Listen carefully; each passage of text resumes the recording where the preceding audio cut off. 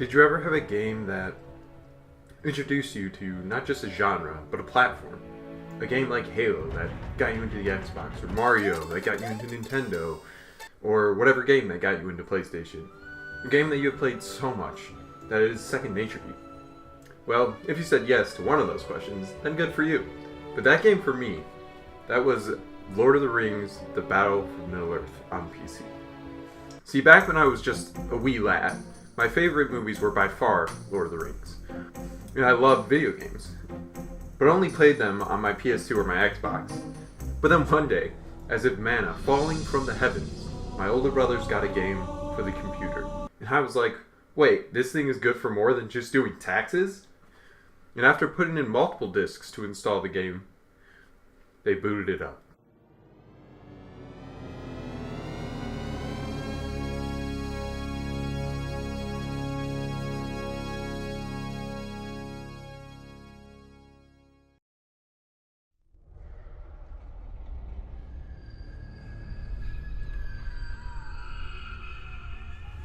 In the land of Mordor, in the fires of Mount Doom, the Dark Lord Sauron forged in secret a master ring.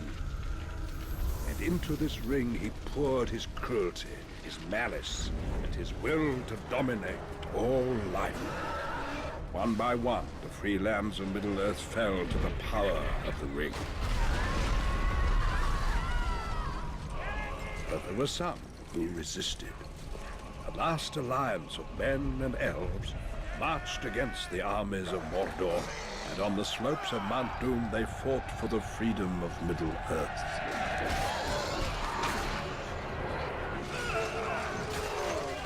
Victory was near, but the power of the ring could not be undone.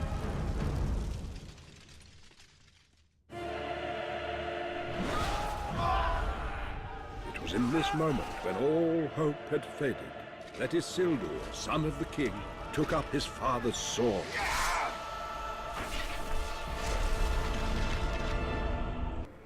And we were treated to this beautiful screen with graphics that to me then were groundbreaking, doing a recreation of the opening scenes of Lord of the Rings. And I thought, wow, this is pretty cool. I hope I can play as Frodo. Yeah, right. I wanted Sam. Everyone wanted Sam. We played that game religiously, day after day, learning every in and out, every up and down, where you go, left, right. And it was my first foray into strategy games and my first foray into playing anything on a PC. And I loved it. I adored it. So after a while, we had that game, and a little bit later, I heard whispers that a new one was coming. Lord of the Rings: Battle for Middle-earth 2.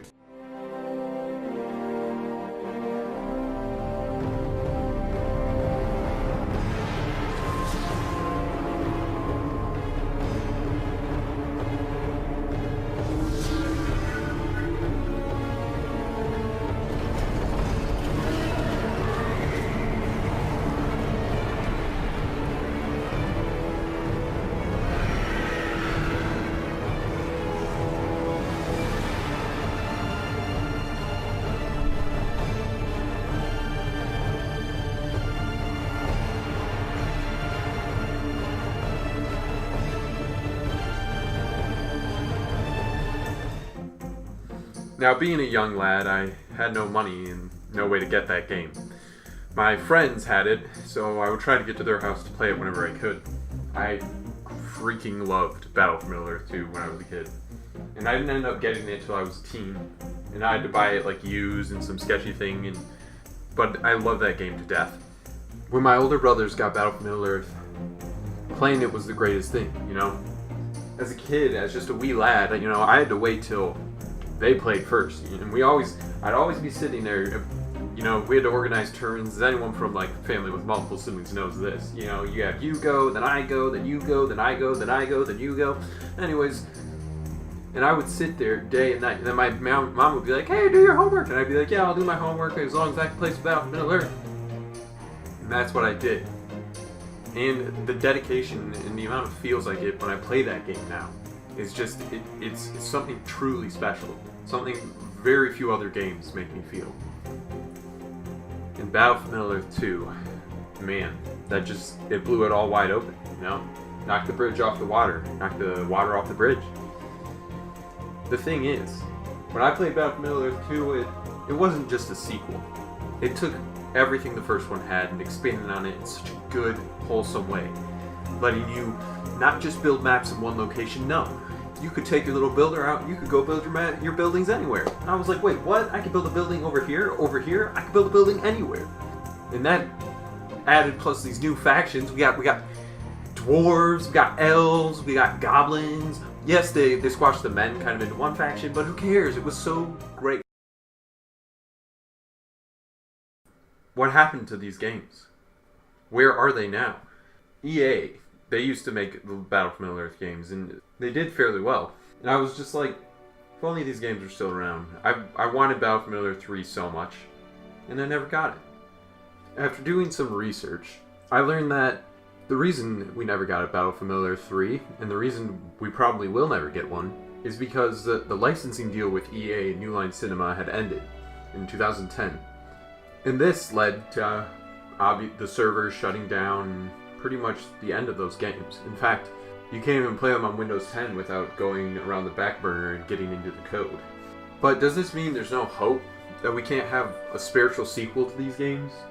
Right now, WB has the rights to Lord of the Rings games, and all they've done with it is a really good Shadow of Mordor game and a kinda good Shadow of War game that kinda fell apart due to greed. I want to see a Battle for Middle-earth sequel so much, and it doesn't have to have the same name. Just give me an RTS that's Lord of the Rings themed. All they have to do is license this out to somebody else, like Creative Assembly, and have them make the game. Something like that would get this guy right back in. You know, I'd buy 17 of those copies, send them to all my friends, tell them to buy them, eat them, drink them, live them, die, buy them. That's what I do. That's what I have done with Battle for Middle-earth. So I want this video to serve as an open letter to WB. Warner Brothers Interactive Studios, they have the rights. They can make it happen. I've seen other companies do this, and it worked out pretty well. I mean, regardless of the quality of the game, it's not hard to get another studio like Creative Assembly to help you out with your RTS title. Now, I don't know if there's as much of an audience for it anymore.